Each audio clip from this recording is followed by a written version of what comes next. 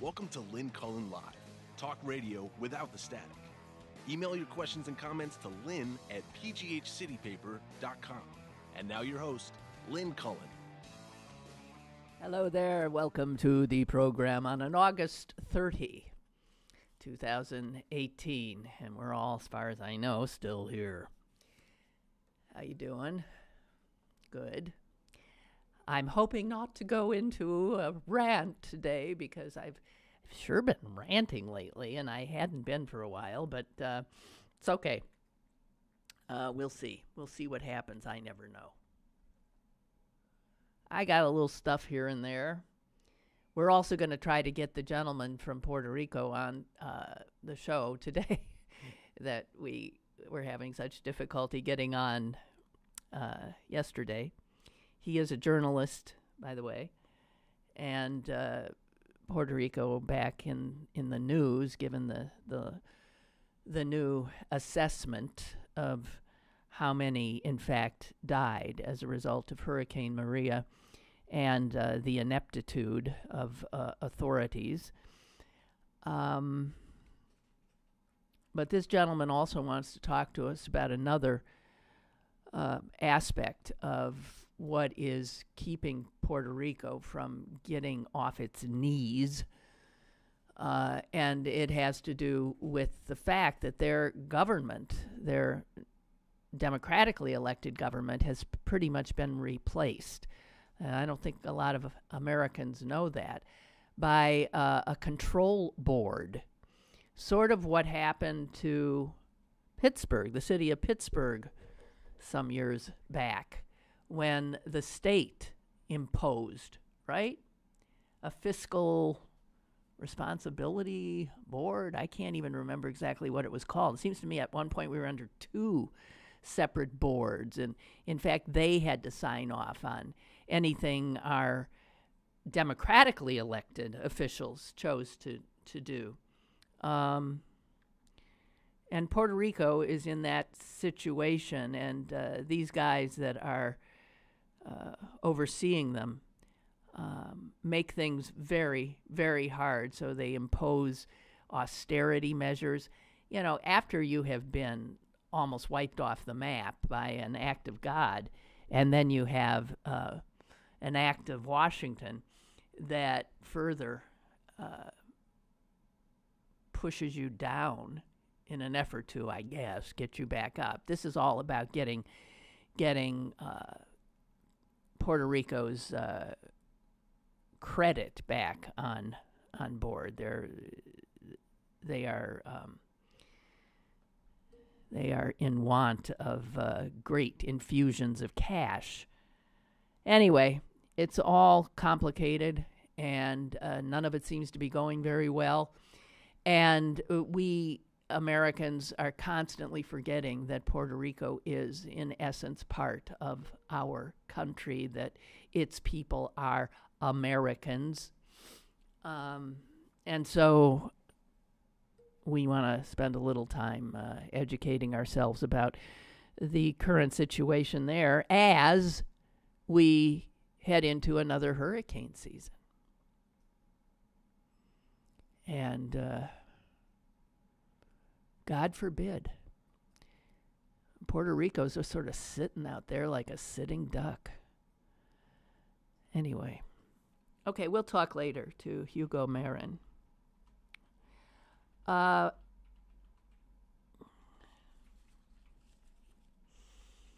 don't know.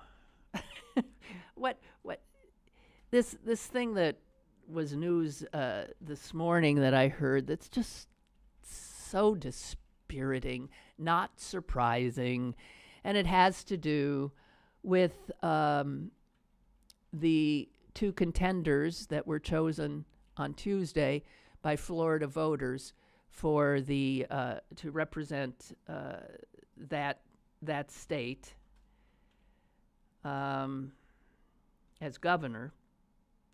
Right? This is not a Senate seat. I'm mixing them up all of a sudden.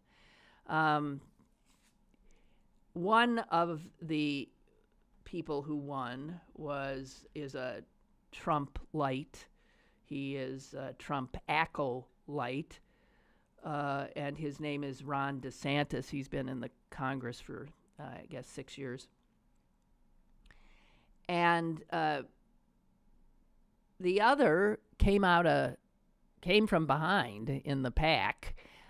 Just the day before the election, I read a poll that showed Andrew Gillum in third place. There was a woman who was expected to win. Coming in close behind her was a businessman, I believe, and neither of them won. And in fact, this Tallahassee mayor won, Andrew Gillum, who is African American. And this is going to be one of those races that people probably put a little too much import on.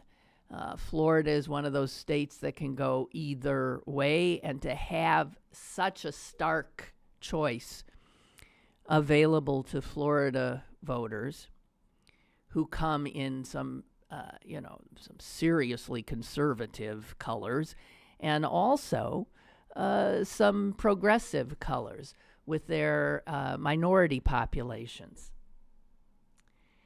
And this is going to be interesting just by virtue of the fact that they represent these polar opposites in American politics right now. And they also are both very young to be the chief executive of such a large and important state. They are both 39 years old. I just want to say before I get into what I wanted to say is that I'm getting annoyed by every time somebody who is a progressive Democrat wins or if Bernie Sanders has endorsed them, they're credited somehow to him, to Bernie Sanders' wing of the party. I don't see... I don't know what wing of the party I'm in. Sometimes I am, I guess, would be said to be in the Bernie Sanders wing, and other times I'd be maybe more establishment.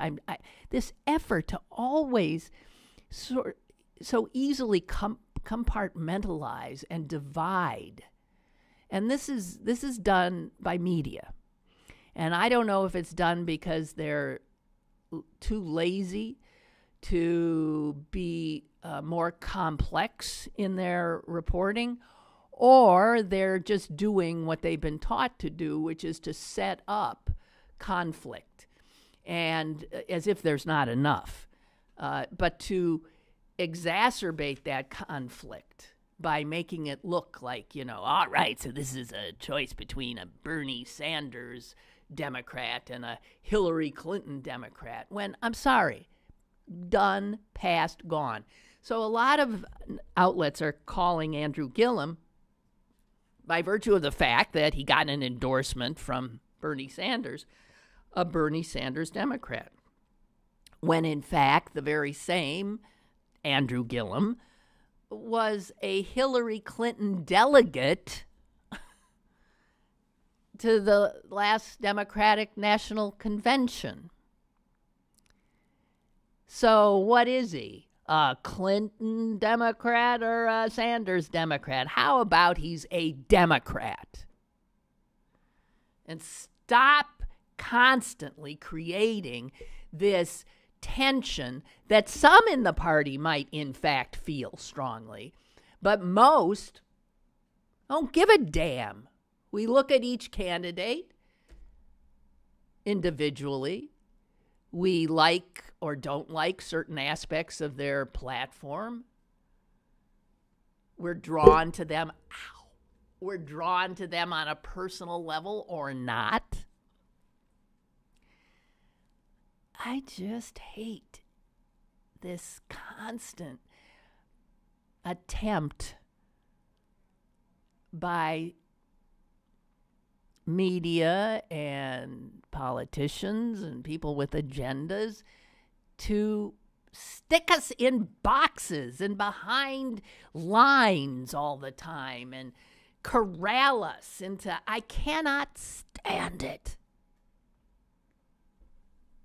I just wanted to say that. Gillum seems like a very impressive guy.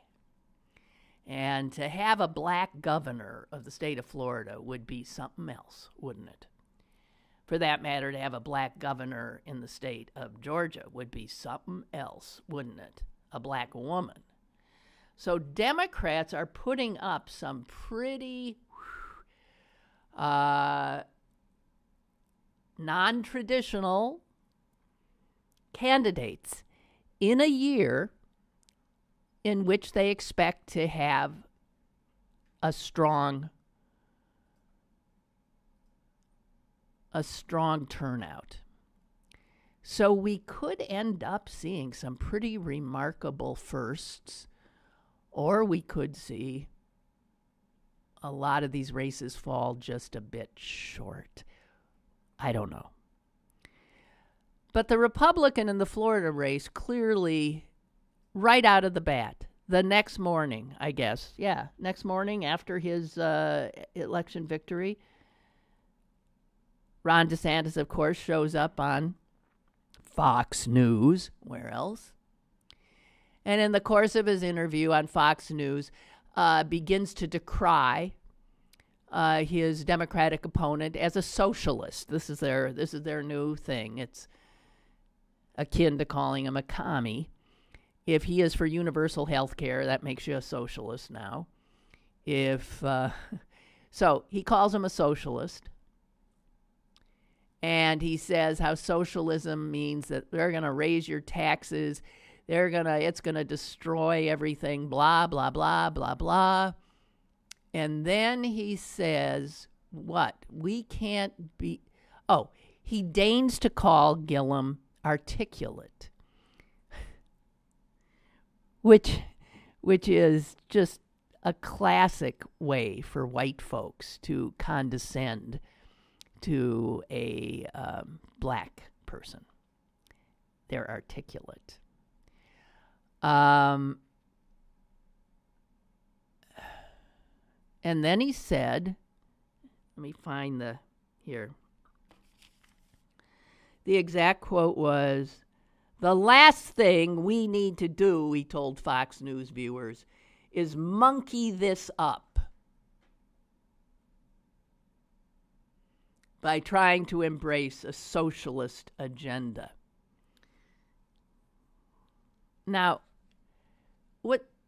what immediately, when you're facing a black candidate and somehow you find a way to employ the word monkey where it doesn't belong, that's not even how, monkey, I have never heard of monkey it up. Is that a phrase? I've heard monkey around. I've heard screw it up. But monkey up? That's not a phrase that I know. But maybe it is. I don't know. But it wouldn't make sense to say that we don't want to monkey around, because that doesn't mean what this guy's trying to say. He's trying to say, don't let this black socialist screw things up. Where does the monkey come in there, if not what anybody who knows anything about whistles, dog whistles, knows that was a racist dog whistle. You got this black guy here. We don't need to be monkeying things up. And lest you think that I am being too much a, what's the word they use for us? A shrinking violet is so easily, a snowflake by seeing offense in that phrase. You know who saw offense in the phrase? Fox News. That is the most startling thing of all about this story, that it was Fox News that I believe not too long after the interview aired had one of its anchors refer to the interview and say something to the effect that they wanted to disavow. They saw it as an attempt at a dog whistle.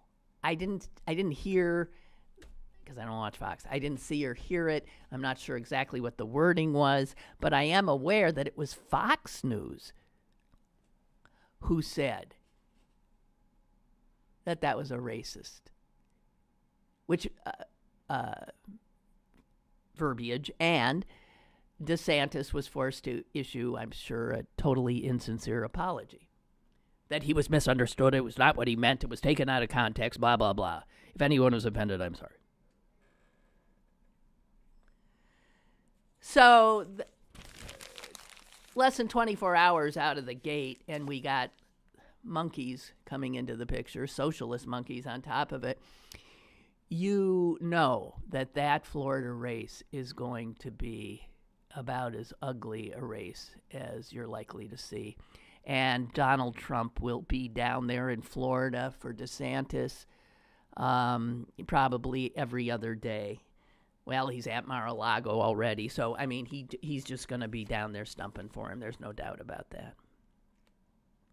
Margaret is telling us all, send money to Gillum. I think that's a real good idea. Send money to Gillum. Do it. Because he doesn't have a lot of money. He didn't have as much money, nowhere near as much money, as the other Democrats he was running against in the primary. And he had such little money that he was reduced to doing old kinds of advertising, like the little bit he had left. He put up some billboards. That is not what you do now with, you get on TV. And so he does not have money. The amount of money that will pour into this despicable DeSantis' campaign will be, probably off the charts.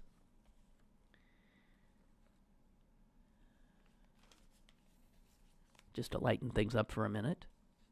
What do you think the most, I don't know if you call it the most popular apple there is? I'm not talking about computers. I'm talking about fruit. If popularity is judged by what is the most grown apple, what do farmers who grow apples choose to grow because that's what sells the most? And what do you think it is? And has been for a long time. Because it's been dethroned. And I'm shocked by this. You want to know what the most grown apples are in order?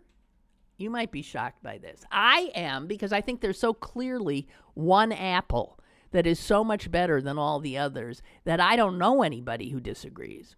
But I'm sure some of you do. Obviously. After more than half a century on top of the apple popularity scales, ladies and gentlemen, Red Delicious has dropped to second place. Red Delicious. And guess what's in first? Gala. Gala apples are now first. Wrong and wrong. And you know what's third? Granny Smith. Wrong again, although I like a good tart apple. So currently they are in order: Gala, Red Delicious, and Granny Smith. Number 4, Fuji. Okay? None of these are what I think is, without a doubt, the best apple there is. Hands down. And that is, all together now, Honey Crisp. Honey Crisp. The name says it all. sweet as hell, and crunchy. It is the best apple ever. Without a doubt. So I'm reading this and thinking, what the? And then it turns out Honeycrisp, which you have to admit you didn't have as a kid because it didn't exist. Honeycrisp, it turns out, is a creation of some scientific types at the University of Minnesota. They created the Honeycrisp apple, God bless them, in 1991. And so out of the blue comes the Honeycrisp. I've already got people arguing with me here. And I am glad to say that this article in the paper of record, the New York Times, says that Honeycrisp is now fourth. And it's gaining fast. Its growth is like and is easily going to be in third place in 2 years. Easy. So, and I'll say we'll be number one before it's said and done, without a doubt. It's just the best. So it's only been around for about less than 3 decades. No, 3 decades. Less than 3 decades. And you know, all you have to do is go to a grocery store and see. It's like they can't keep the Honeycrisps in. The Honeycrisps are front and center. The only thing I don't like about them is for some reason they're as big as watermelons. I mean, it's just too big. They need to get them down into regular apple size. Anyway, Red Delicious, which has been dethroned, is still accounts for half of all apple exports because people around the world still think Red Delicious is the be-all and end-all when it comes to apples. I say incorrect, absolutely wrong. To which Laura says, the best apple is Macintosh. I used to think that too. That was my best. Because it was tart. And it was the Halloween apple. It was the best caramel-covered apple, right? Macintosh, and she likes Granny Smith second. I've always liked Granny Smith, but I got to tell you, the Honeycrisp is just taken over. Milton says Honeycrisp is best. This says it. Milton says it was 1960. I don't think so. The New York Times says 1991 out of the University of Minnesota. Although he's got now an Esquire article. Jesus, Milton. And Margaret chimes in, Red Delicious is like tasting dirt. Jeez. It's a little strong, don't you think? I just think it's sort of tasteless, and it can be mealy. There's nothing worse than a mealy apple. As for Gala, as for Fuji, I don't know. Milton, I'll get to the history of Honeycrisp later. I don't have time. But that's funny. And Little Tony writes, I wonder if any of your listeners have noticed that the Post-Gazette's online articles have had their comments disabled on most of the articles. Not that they're worth reading most of the time, but it struck me as strange. Maybe the employees that monitor the comments were fired to save money? Sorry to be off topic, but I was wondering if anyone else noticed. I myself have never commented. No, I haven't noticed, and I rarely go to a comment section because to me that's where you want to get into some ugly stuff for, I don't. I got enough troubles. Am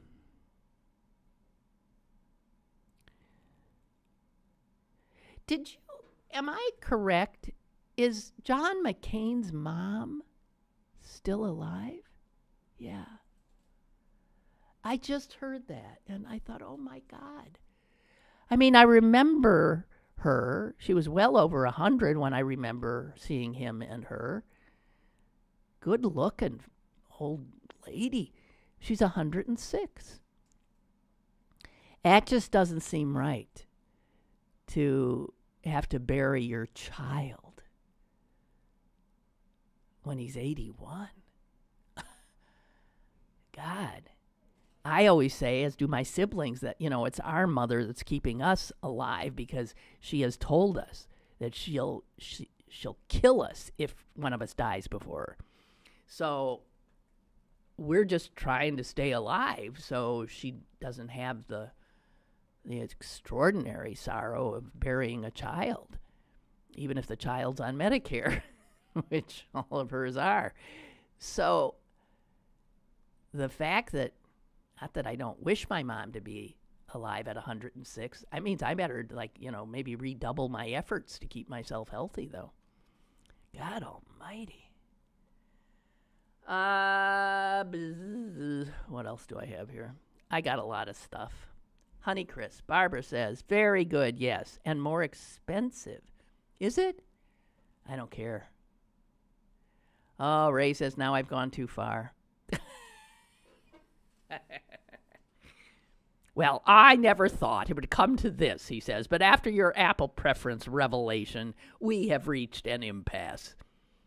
Aw, shit. Well, decades of my following you have come to an end. I cannot believe you would risk alienating your base with such a controversial stand. I say, good day to you. Oh, Ray is on Team Gala. Well, you're number one. Yeah, Gala's number one, right? You should be very happy. I'm very happy for you, but I'm telling you, we Honeycrisp types are coming after you. So there. See, I would just berating media for causing divisions in any way they can. And now I've inadvertently done it with something as seemingly innocuous as an apple. Oh, God. So anyway, you know what? I'm told that Ugo is on the line. Is on the line? Great. So let's get into this. Let's get away from the apples for a while. Ugo, is that you? Yeah, that is me. Good morning. How are you doing today? I'm good, and I apologize for all the trouble we had yesterday. We've got some technical difficulties here. No problem at all. Well, the important thing is that we're in touch today. Yes, and thank you so much. I want to make sure I'm introducing you properly. You are a journalist, correct? That is correct. And I'm a journalist. I've been... Go ahead. No, I'm sorry. No, I insist. You're a journalist. For whom? For La Jornada Latina. It's the only Spanish newspaper in Pittsburgh. I have been writing for them for the past 3.5 years, approximately. You know, I'm embarrassed to tell you that I did not know that. Why? I'm serious that I did not know there was a Spanish newspaper in Pittsburgh, a Spanish language newspaper. Yeah, there is only one. They've been out for quite some time. I think they've been around for about a year, 10 years. Wow. It's not. You cannot really find it everywhere. Mostly at like Spanish-related businesses, like Mexican restaurants or grocery stores. And it comes out, what, weekly or monthly or? Monthly. Monthly. Monthly. It's a monthly publication. Okay. And I try to, like, bridge the gap between, like, the Spanish-speaking community and what's happening in Pittsburgh. That's basically my goal. Okay, and you live here, or you have places, are you back and forth? Puerto Rico and... Like, lately I've been back and forth, especially ever since Maria, actually a little bit before Maria, when Puerto Rico started facing the problems with the debt, and we were already foreseeing the coming of the Promesa law. Things got a little complex at that point, and I started like kind of paying attention to what was happening in Puerto Rico as well. Went back and forth. My daughter lives in Pittsburgh, so I always go back to Pittsburgh. But I also feel like I am needed here. Well, yeah. I mean, so the news that came out of this study in which it has now been determined that close to 3,000 Puerto Ricans Correct. lost their lives as a result of Hurricane Maria, and which would make it absolutely one of the worst natural disasters in American history, I believe. And it's still it's still being talked about by the president, who was asked about it yesterday, as a great success by the U.S. government in its response. Oh my goodness, I did see that last night, and the situation here, in reality, the island is not fully recovered. In fact, it's far from recovered. Just yesterday, it's on everyday news. Every day you hear about problems that people are having just to get back from one place to another. There's roads that are completely gone, so people are going through, making their own roads at times. They're dirt roads.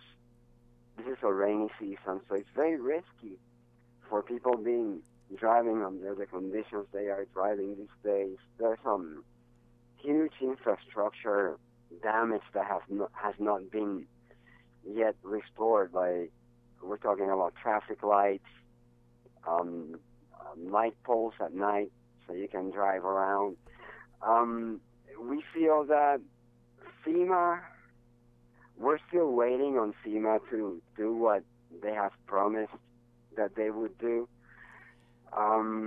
I thought FEMA had pretty much packed their bags and left.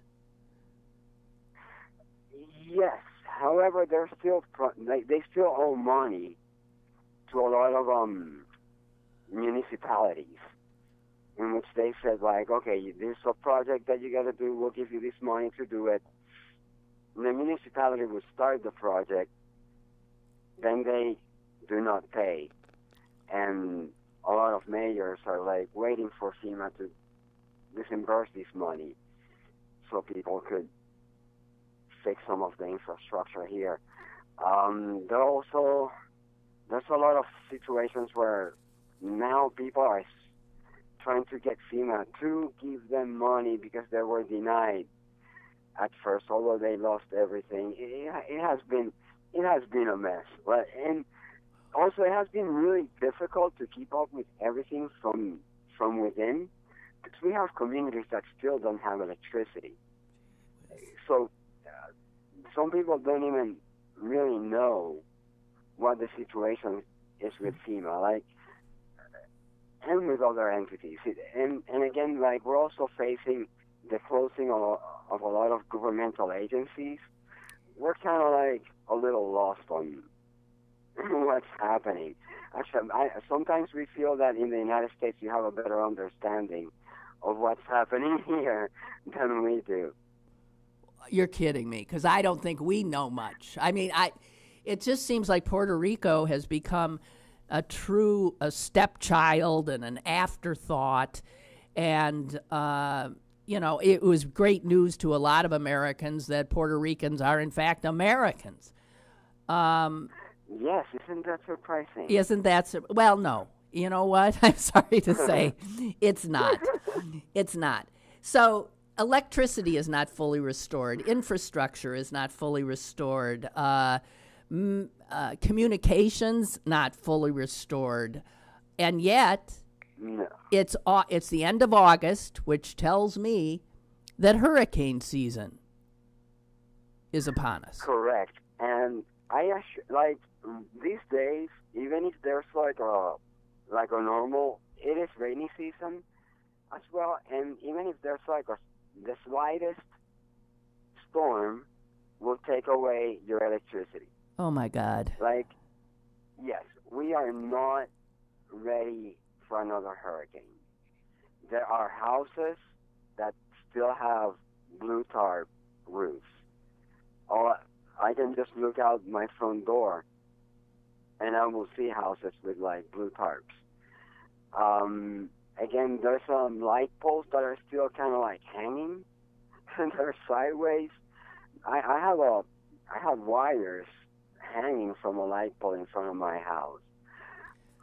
We are not ready for another storm. If one were to happen in the next few weeks, I don't know what would be of the island. Yeah, exactly. Because we are not ready. Well, here's what I want to know.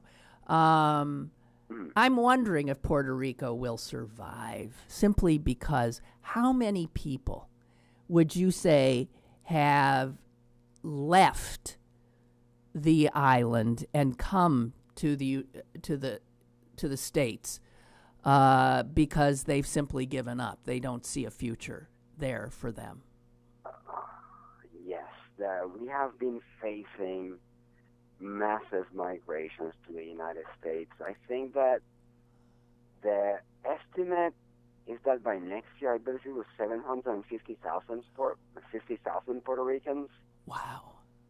Will have left. I'd say it's obvious whenever you're walking down the streets to see less people, closed up houses.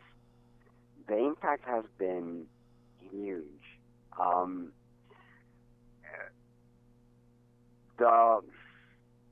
The migration is affecting us tremendously as well because, or bigger than anything, because it's mostly people who are in their productive years. That's what I would think. It's exactly. It'd be younger people and people who have the ability to get up and go, leaving behind in Puerto Rico the elderly, the poor, the people most in need, right? Correct. And they're living on an island that is completely vulnerable at this point. You see, we have a lot of like, or I'd say from like early 20s to early 40s leaving. A lot of good talent, a lot of young professionals, a lot of people that we do need here in the island. But because of underpay and because of the hostilities that are like directly linked to Maria and what is left of the island, they had to leave. And it's very sad whenever you see people saying, hey, I do want to stay, I love my island, but I've been fired, I cannot find another job, I have to go. And they do not want to leave, but they are forced to leave. It's really, really sad. So, and again, I'm sorry, I keep interrupting you. The thing that I think, as I said, I think it was news to so many Americans that Puerto Ricans are Americans. Even more Americans would be surprised to know that that Puerto Rico is really under the control of a appointed non-Puerto Rican committee of sorts. Can you tell us about that? Because this happened, was signed into law. Let's be clear about this. Was signed into law in the last year of Barack Obama's presidency. Correct? Correct. Okay. This is a very, it's a very complex subject. And see, although I personally and most people here on the island do not want this control board, From the standpoint of people that saw it as a necessary bad, it's better that it happened under the presidency of Obama rather than the current administration, because it would have been even worse. Yeah. What President Obama signed the Promesa law to make sure that Puerto Rico would pay their creditors and avoid non-payment at all, trying to restructure or renegotiate this debt. The Fiscal Control Board, however, became increasingly more powerful and started basically taking power over social politics on the island. They basically go over the Constitution of Puerto Rico and over our democratically elected government. So you're suggesting that that you're under almost a dictatorship imposed by Washington. Correct. Basically, we went back to the 40s or the 30s before we had a constitution.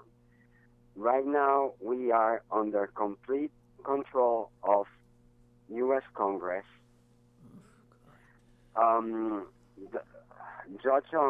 Federal Judge Laura Taylor Swain just validated this control and actually gave the Fiscal Control Board power over our budget. So the Puerto Rican government, the governor, does not have control over the budget or even laws. Like, for example, let's say that there was a controversy recently over tolls whenever people were driving on the highway. Mm-hmm. And the governor went to sign a law to make some changes on how that was working. The fiscal control law thought that those changes would be counterproductive to paying the creditors. So this law that would benefit the residents did not happen because the board said no. So the board is looking after not the interests of Puerto Rican people; they're looking after the interests of the Puerto Rico's creditors. And correct. Who are those creditors, Hugo? Who are those? Okay, there is a 7-people board. They are not politicians; they're economists, bankers. Their main purpose is to collect the debt. There is no concern about the people. For my mother, for example, they impact everybody here. My mother, she's a retired librarian. She was making $1,000 a month when she retired. The Fiscal Control Board, in order to pay the creditors, is cutting 20% of her pension. So they expect her to live with $800 a month. At the same time, Natalie Jaresco, who is not Puerto Rican and is the executive director of this board, Mm-hmm. is making $650,000 a year. Okay, so the director of the board makes $650,000 a year and expects your mother Correct. to live on $800 a month. Correct.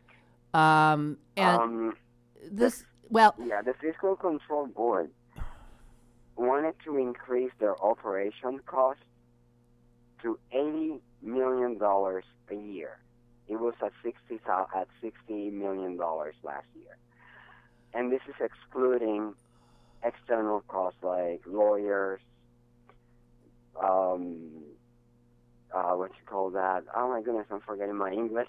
I can't help you. Accountants. Accountants? I don't know. Accountants, but the people, lobbyists. Lobbyists. Oh, they have lobbyists? Okay. Oh, my goodness. So wait a minute. Who are they trying to get the money for? Who holds all this credit, this debt? Where's the debt going? I don't want to say the funny part, but this is the most, or one of the most complicated parts of this whole situation. The people here in Puerto Rico, we do not really understand the nature of the debt. Didn't your government create the debt? Exactly. They did. But nobody is telling us where the money went to or who's responsible for this. There has been several, many proposals of people trying to get an audit. In fact, Elizabeth Warren, Bernie Sanders, and Senator Gutierrez in the United States want an audit of the debt so they can actually understand what really happened here.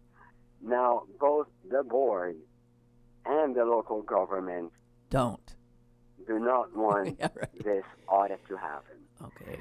So there's kind of like this mystery on how this all happened. Okay, so the suggestion is we're looking at probably some serious corruption. Massive corruption, and we're talking like basically we see that government started borrowing money from the 90s. That's more or less where we pointed at, and the corruption just went out of control. Although Puerto Rico has always been under United States jurisdiction, but now they have taken the power from those corrupted governments and start collecting the money that these officials or elected government officials stole in a fiscal war that is impacting the people of the island directly and overlooking the impact. Okay, so this power struggle. Okay, so this is just classic. So the guys with power and position and responsibility for the people have pretty much screwed up, and none of their heads are rolling. Has anybody gone to jail for this total, malfeasance in office or anything? I mean, and we're talking about an island and a people that are so suffering as a result of this natural disaster, which was laid on top of a man-made disaster of total ineptitude of the government. Correct. It has been a huge mess. Especially after Maria, after the hurricane happened, there was no communication. We had no radio, no TV stations, no electricity at home. And those months, I myself was without electricity for 3 months.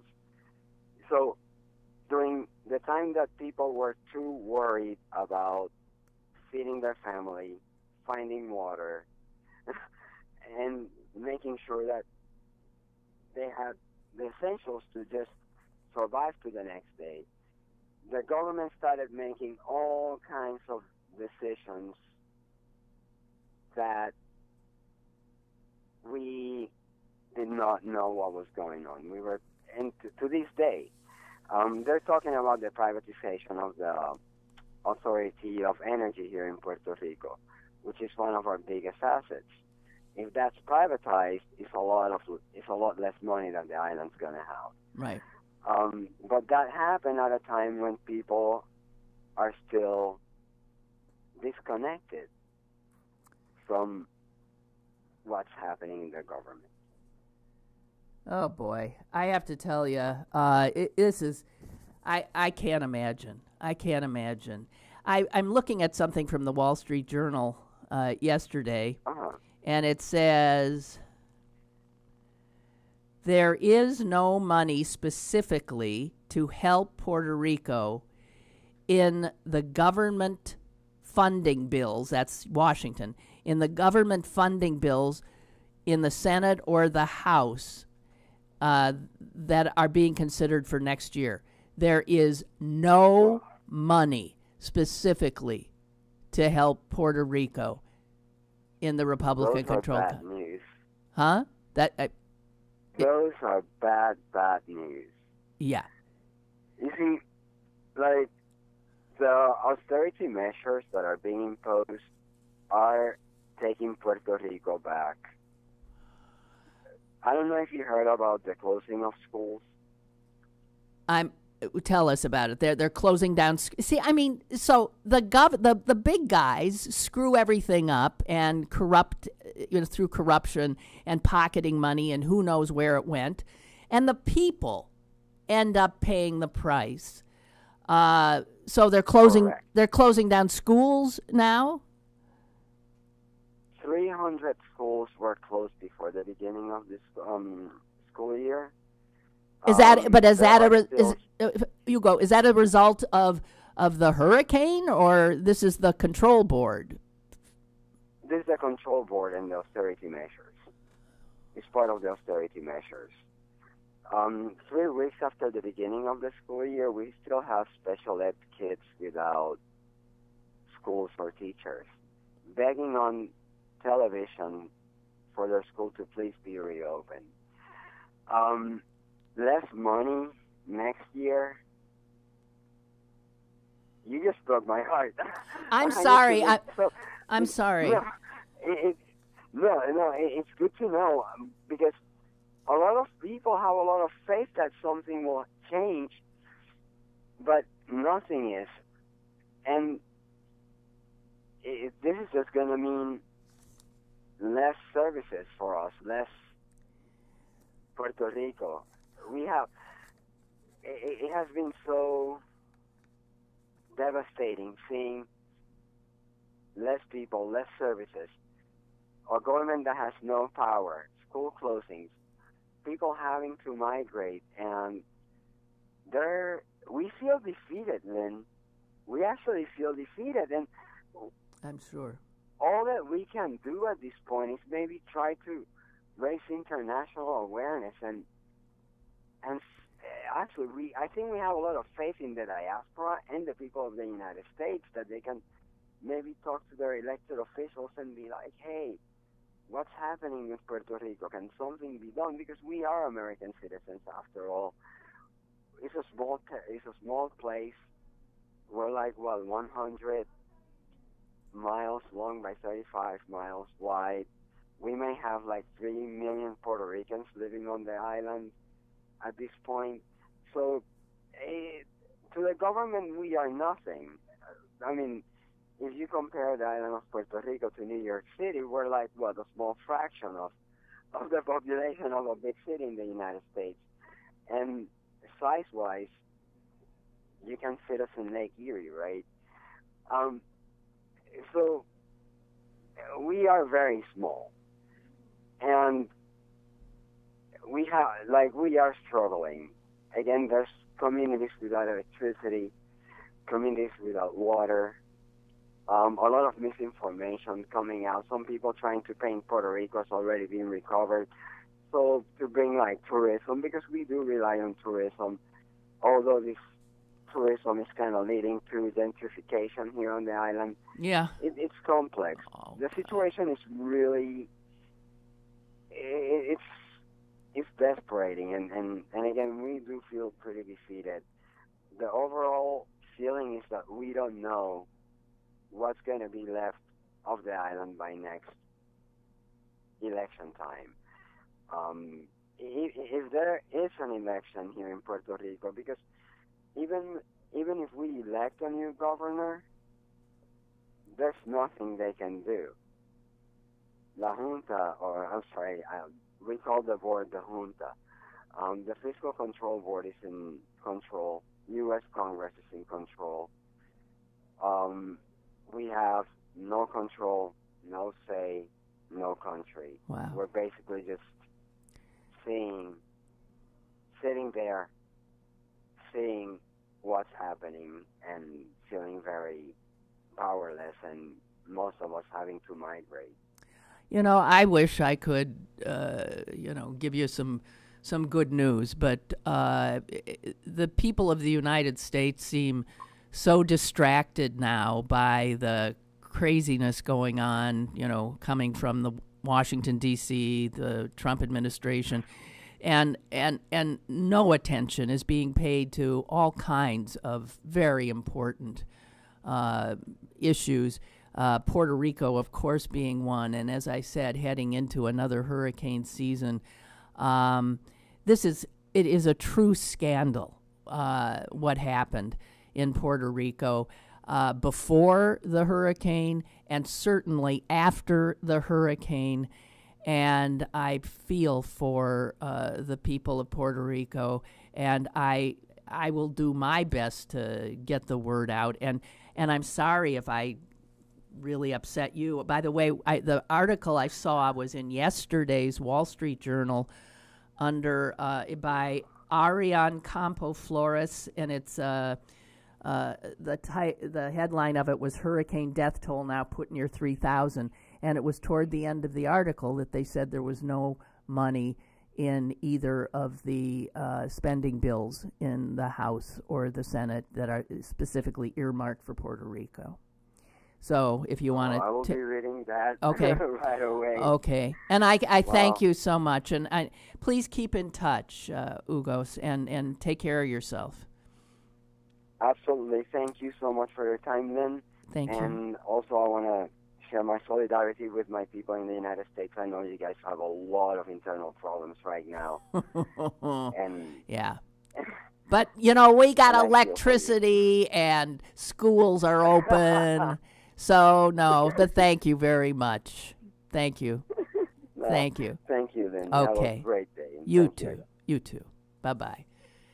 Bye. Bye. Man, jeez. Sort of puts things in perspective.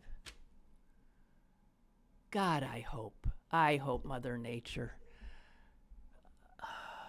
somehow manages to bypass that beleaguered island. Give them another year to maybe get some measure of solidity under them. Although, can you imagine this control board, though? And they're paying, the head of it, $650,000. And you can imagine what the others are paying. And you put all those millions together, you could open a school or two, couldn't you? It's sickening. Okay, well, sorry to have interrupted the great Apple debate because, I got more email on this than maybe we can take it up again tomorrow. Yesterday, I get I'll just quickly. Chris says, I was always in the Red Delicious camp for years, then I tried a Honey Crisp. Needless to say, all right, Chris, I'm a convert. I have a Honeycrisp apple every night, saves me from drinking wine instead. Am I wrong because I like to have a Honeycrisp with caramel dip? Although I do take a break from my Honeycrisp routine on the weekends to go back to drinking wine. It's quite all right. I sign off on everything you said. And Barbara says, I have noticed that Honeycrisp are always about twice the cost of the other apples, but worth it if you have the money. Also, one of those humongous Honeycrisps is like 3 apples. Yeah, they're expensive. Okay, Galas, Granny Smith's, Red Delicious are just over $1 a pound. The price of Honeycrisps have skyrocketed to $4.50 per pound.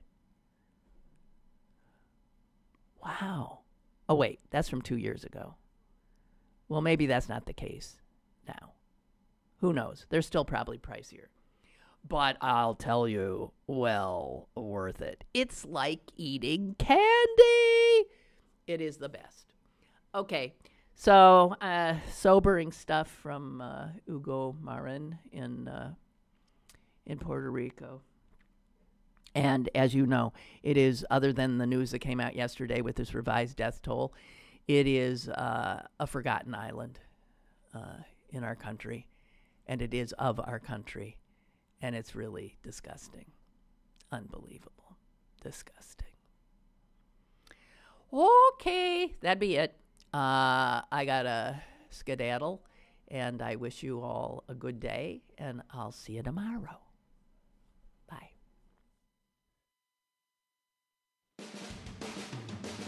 Lynn Cullen Live, Monday through Friday from 10 a.m. to 11 a.m. and archived at pghcitypaper.com. The opinions expressed on Lynn Cullen Live are those of the host and do not necessarily reflect the viewpoints of Pittsburgh City Paper or its advertisers.